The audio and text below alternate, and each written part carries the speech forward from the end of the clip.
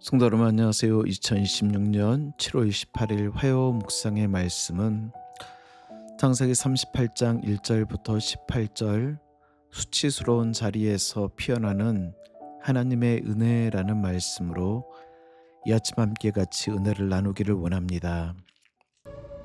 그 후에 유다가 자기 형제들로부터 떠나 내려가서 아둘람 사람 히라와 가까이 하니라.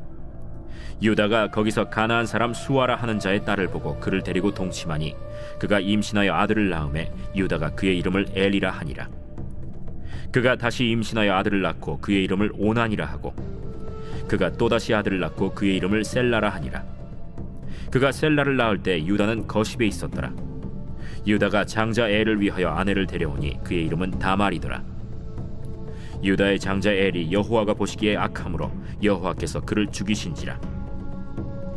유다가 오난에게 내 형수에게로 들어가서 남편의 아우된 본분을 행하여 내 형을 위하여 씨가 있게 하라. 오난이 그 씨가 자기 것이 되지 않을 줄 알므로 형수에게 들어갔을 때 그의 형에게 씨를 주지 아니하려고 땅에 설정하매 그 일이 여호와가 보시기에 악함으로 여호와께서 그도 죽이시니 유다가 그의 며느리 다말에게 이르되 수절하고 내 아버지 집에 있어 내 아들 셀라가 장성하기를 기다리라. 하니 셀라도 그 형들같이 죽을까 염려함이라. 다말이 가서 그의 아버지 집에 있으니라. 얼마 후에 유다의 아내 수아의 딸이 죽은지라.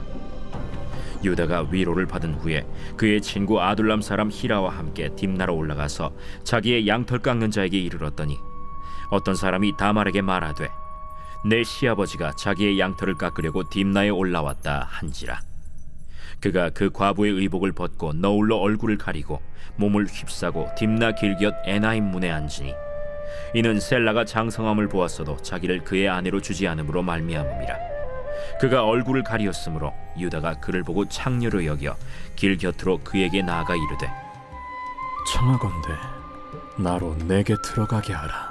하니 그의 며느리인 줄을 알지 못하였음이라. 당신이 무엇을 주고 내게 들어오려느냐? 유다가 이르되 내가 내 떼에서 염소 새끼를 주리라. 당신이 그것을 줄 때까지 담보물을 주겠느냐? 무슨 담보물을 내게 주랴? 당신의 도장과 그 끈과 당신의 손에 있는 지팡이로 하라. 유다가 그것들을 그에게 주고 그에게로 들어갔더니 그가 유다로 말미암아 임신하였더라. 성도 여러분, 오늘 우리가 함께 읽은 창세기 38장은 사실 성경을 읽어 내려가다 보면 아주 마음이 거북해지고 하나님 왜 이런 이야기가 거룩한 하나님의 말씀 속에 들어있을까요? 라는 생각이 드는 의문이 드는 본문입니다. 바로 앞장 창세기 37장에서는 우리가 잘 알고 있는 요셉의 이야기, 꿈꾸는 소년, 형들의 질투로 구덩이에 던져졌지만 애굽에 팔려가 애굽의 총리가 된 흥미진진한 이야기가 펼쳐져 가는데 느닷없이 창세기 38장에 유다와 그의 며느리 다말의 수치스럽고 음란한 족보의 이야기가 끼어듭니다. 이 38장에 있는 내용은 인간의 윤리적인 기준, 신앙적인 기준 어느 것으로 보아도 완전히 막장 드라마 같은 이야기입니다. 그럼 왜 하나님께서는 이 수치스러운 유다 가문의 이야기를 요셉의 이야기 한가운데 배치해 두셨을까요? 오늘 우리는 이 말씀 속에서 인간의 지독한 죄악과 배신에도 불구하고 그 잿더미 속에서 하나님의 구원의 계획을 이어가시는 경이로운 은혜를 발견하기를 원합니다. 오늘 1절은 이렇게 시작하죠. 그 후에 유다가 자기 형제들로부터 떠나 내려가서 아둘람 사람 히라와 가까이 하니라. 유다는 동생 요셉을 노예로 팔아넘긴 주도자 중 한 명이었습니다. 오늘 1절 말씀 보니까 자기 형제들로부터 떠나 내려가, 단순한 지리적 이동이 아닌 영적인 낙향을 의미합니다. 유다는 가나안 사람 히라와 친구가 되고 하나님을 알지 못하는 가나안 여인 수아의 딸과 결혼합니다. 하나님의 백성이 세상 문화에 젖어들기 시작한 전형적인 모습을 보여주고 있죠. 그럼 이 구별됨을 포기하고 세상과 타협한 유다의 가문 가운데 어떤 일이 일어납니까? 유다의 첫째 아들 엘은 하나님의 보시기에 악함으로 하나님께서 그의 생명을 앗아가셨습니다. 당대의 관습에 따라 둘째 아들 오난이 형수 다말에게 들어가 가문을 이어줘야 했지만 오난은 이기심 때문에 책임을 회피하다가 역시 하나님의 심판을 받아 죽고 맙니다. 두 아들을 잃은 유다는 깊은 두려움과 오해 가운데 이 여자가 우리 집에 들어와서 내 아들들을 다 죽이는구나. 유다는 문제의 원인이 가문의 영적 타락과 죄에 있음을 깨닫지 못하고 모든 화살을 며느리 다말에게 돌립니다. 유다는 셋째 아들 셀라가 어리다는 핑계로 다말을 친정에 보내버리며 거짓 약속을 하죠. 유다는 셀라가 나이가 차도 다말에게 줄 생각이 없었던 것입니다. 이것이 바로 하나님을 떠난 인간이 보여주는 전형적인 이기적인 모습이죠. 세월이 흘러 유다의 아내도 죽었습니다. 셋째 아들 셀라는 다 자랐지만 유다는 여전히 다말을 부르지 않습니다. 다말은 자신이 그 가문에서 버려졌음을 알고 파격적이고 극단적인 선택을 하죠. 과부의 옷을 벗고 창녀 아비엘 베일을 쓴 채 시아버지 유다가 지나가는 길목에 앉습니다. 아내를 잃고 정욕에 사로잡힌 유다는 그 여인이 자기 며느리인 줄도 알지 모른 채 값을 지불하겠다며 관계를 요구합니다. 이에 다말은 유다에게 담보물을 요구합니다. 당신의 도장과 그 끈과 당신 손에 있는 지팡이를 하라. 도장과 지팡이는 당시 한 사람의 신분과 정체성, 권위를 상징하는 가장 중요한 소지품이었습니다.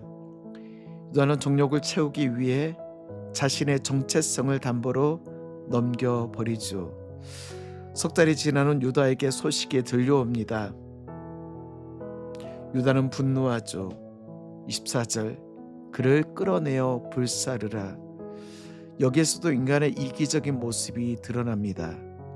자신의 음란함은 숨긴 채 며느리의 죄는 엄격하고 잔인한 잣대를 대고 있는 유다의 위선적인 이중적인 모습이 드러납니다.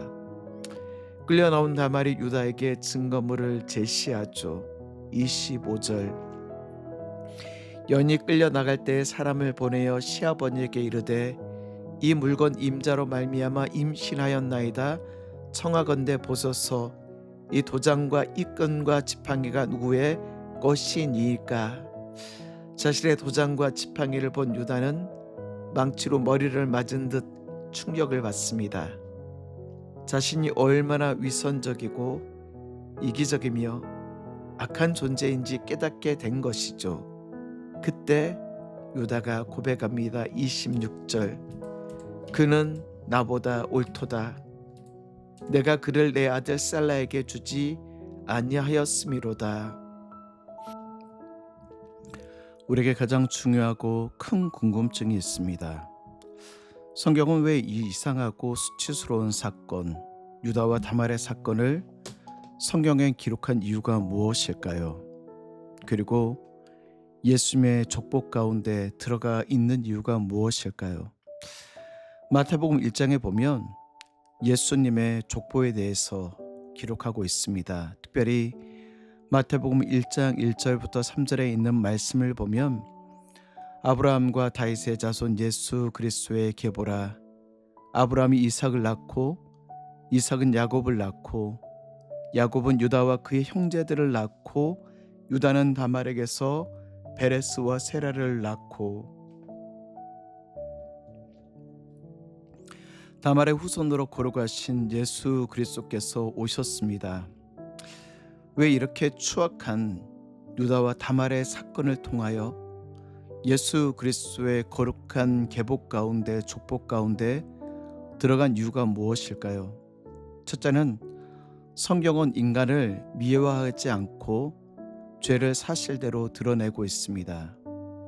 믿음의 조상들을 영웅처럼 포장하지 않습니다. 아브라함의 거짓말, 야곱의 속임수, 다윗의 간음과 살인도 그대로 기록하고 있죠. 이는 구원이 인간의 의로움이나 혈통의 순수성에 달려 있지 않고 전적으로 하나님의 은혜와 신실하심에 달려 있음을 말하고 있습니다. 두 번째, 메시아의 계보가 인간의 공로가 아닌 은혜로 이어짐을 보여주고 있습니다. 다말은 유다를 통해 쌍둥이 베레스와 세라를 낳았습니다. 그중 베레스의 가문에서 다윗이 나오고 궁극적으로 예수 그리스도께서 오시죠. 마태복음은 예수님의 족보에서 다말의 이름을 의도적으로 기록하고 있습니다. 이는 메시아의 계보가 인간적으로 깨끗하고 자랑스러운 사람들만으로 이루어진 것이 아님을 보여주고 있는 것입니다. 죄, 상처, 이방성, 성적 수치, 가족의 실패가 있는 인간의 역사 속으로 예수님이 들어오셨다라는 사실입니다. 예수님은 멀리 떨어진 완벽한 계보에서 오신 분이 아니라 죄인들의 역사 안으로 들어오셔서 그 역사를 구속하신 분. 그러므로 우리는 우리의 구원받음을 자랑할 수 없습니다. 우리의 구원이 우리의 의로움이나 우리의 선함이나 우리의 어떤 노력이나 누군가 이야기하는 선민의식 때문에 받은 것이 아닌 오직 예수 그리스도의 거룩하신 은혜. 에베소서 2장 8절에 있는 말씀, 너희는 그 은혜에 의하여 믿음으로 말미암아 구원을 받았으니 이것은 너희에게서 난 것이 아니요 오직 하나님의 선물이라. 너에게서 난 것이 아니요 하나님의 선물. 인간의 메마른 죄악과 수치스러움 속에서도 당신의 언약을 신실하게 이어가시는 은혜의 하나님이라는 사실입니다. 말씀을 정리합니다. 오늘 창세기 38장의 말씀을 통해 하나님은 우리에게 무엇을 말씀하고 계십니까? 우리의 어둠과 수치보다 하나님의 은혜가 크십니다. 그러므로 우리의 윗선의 가면을 벗고 하나님 앞에 우리의 죄를 자복하고 회개하며 하나님께서 우리에게 선물로 주신 구원의 은혜를 감사하는 것. 어쩌면 유다와 다말과 같이 추악한 우리의 죄이지만 그럼에도 불구하고 우리를 사랑하여 주셔서 구원하여 주신 그 하나님의 은혜, 오늘도 우리를 구원하여 주신 예수 그리스도의 은혜에 감사하며 승리하며 하루를 살아내시는 우리 귀한 성도 여러분 되시길 주의 이름으로 축복합니다.